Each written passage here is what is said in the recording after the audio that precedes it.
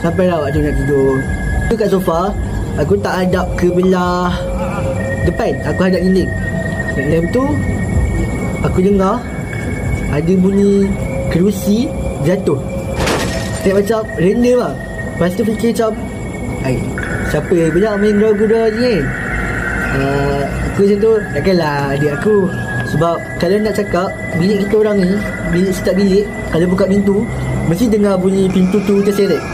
Jadi bila tak dengar bunyi pintu terseret, tiba kerusi jatuh, aku macam aku rasa dah something wrong dah kat sini. And then aku cuba tidur lah, gelap.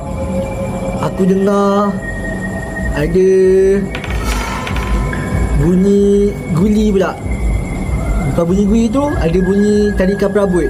Ya, bunyi perabot kena seret semua. Baik, aku stay hadap dinding. Aku tak menang belakang sebab aku dah takut dah masa tu.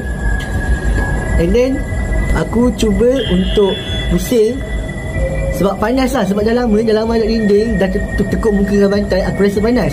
Tapi bila aku nak pusing tu, hari dia menyarap. Bila aku nak pusing, aku tak boleh gerak.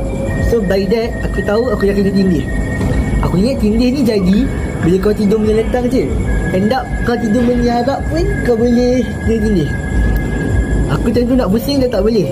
And then tiba-tiba aku dengar ada bunyi hentakan, ataupun orang cakap bunyi lompatan yang seakan-akan, faham tak, bunyi lompat tung.